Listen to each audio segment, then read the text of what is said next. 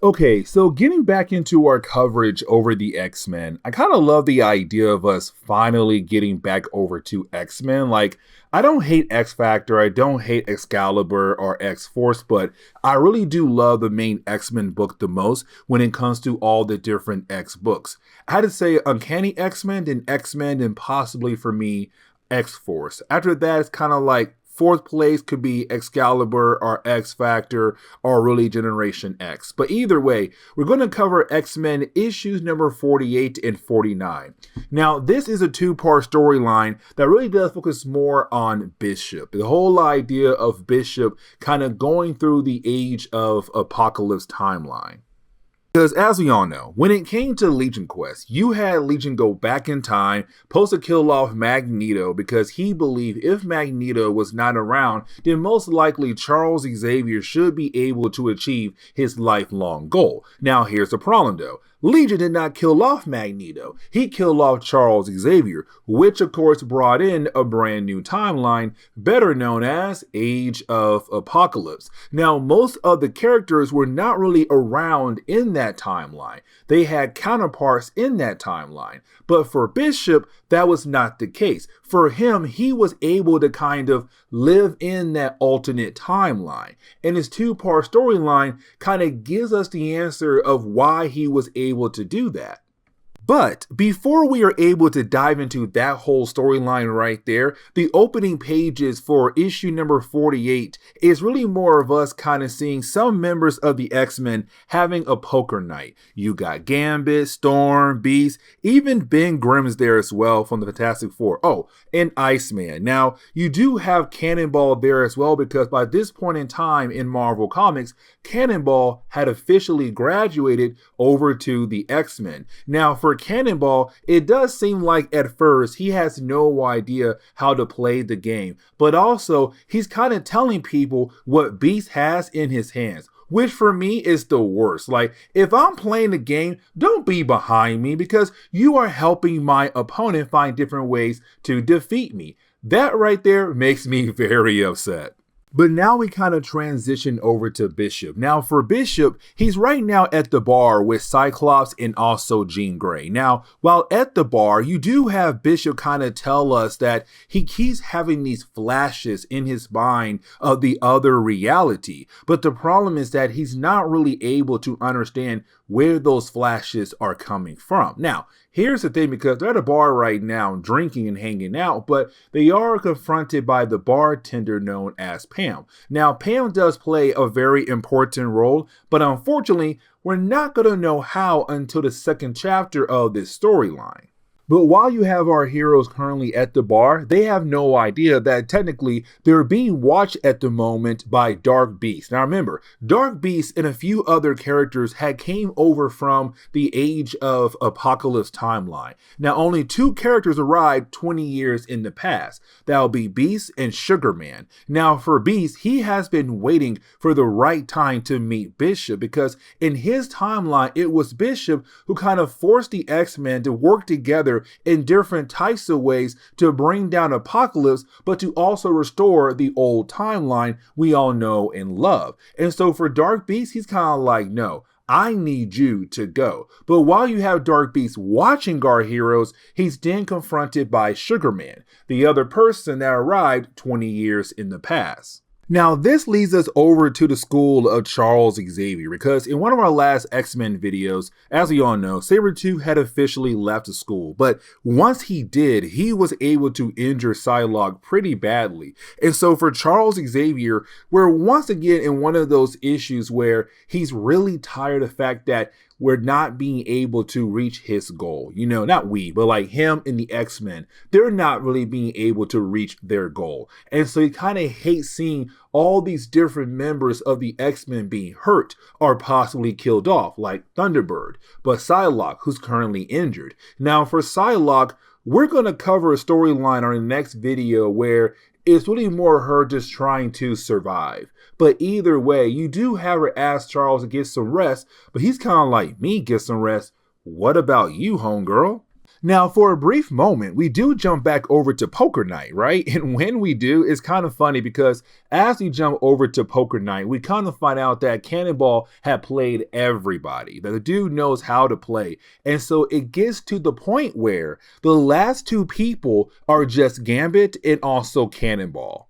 But as we transition back over to Sugarman and also Dark Beast, this is where we kind of learn a tad bit more about like, okay, why is Bishop, or why was Bishop so important in Age of Apocalypse? As we all know, when it came to two different timelines, every single person had a counterpart, even Cable technically, because in that reality, Sinister did create a Nate Gray. And so when it came to Bishop, he didn't have a counterpart. And the reason why, because you have Dark Beast say, well, Bishop is very special because he is a chronicle anomaly, because he's from a distant future. And so because of that, he was able to kind of go into that timeline being himself. And the thing is, for Dark Beast and Sugarman, they realized that Bishop had retained some information or some memories of the Age of Apocalypse reality. If that's the case, they are afraid of the possibility of Mr. Sinister in this reality finding out and trying his best to dig into the mind of Bishop.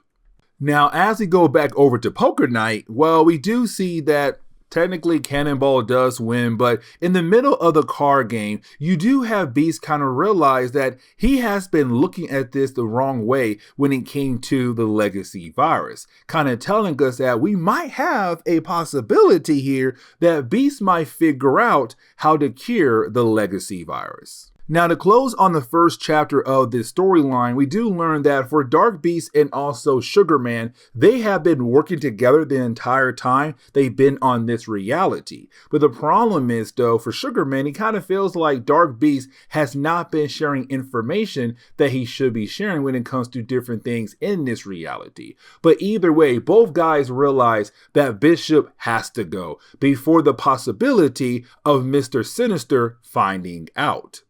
Now, for issue number 49, we might actually get through this issue at a very fast pace because it's really more action rather than dialogue. And so we do see Bishop at the bar once again, but this time we see him attacking the bartender. Now, for Bishop, as we saw earlier, he's having a hard time kind of adjusting where he's at because sometimes feels like he's back in the Age of Apocalypse reality, but sometimes in this reality.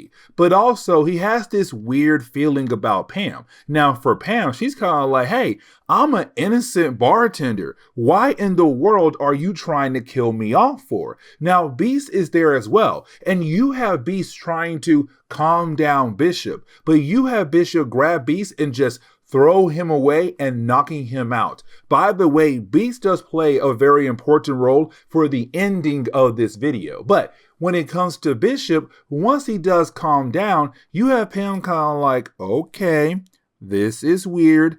Let me go ahead and help you and try to see if I can give you some kind of help before the cops arrive and take you away. Now, this storyline is also kind of building over to Onslaught. We're getting closer and closer. And so we do jump over to Generation X. Now, this scene right here may affect our coverage over the team because we still have a few more issues to cover before we dive into Onslaught for this team as well. But in the middle of the storyline, we see Gateway arrive at a school for Generation X. And then out of nowhere, he opens up a portal and it takes Chambers away. Now, M was able to read Gateway's mind, and she only sees one word in his mind: Onslaught, over and over again. Now, for Beast, he was left behind at the bar. So once Beast does wake up, he's confronted by a bunch of cops. And so we do see Beast. And for me, the artwork for this scene right here alone is pretty cool. But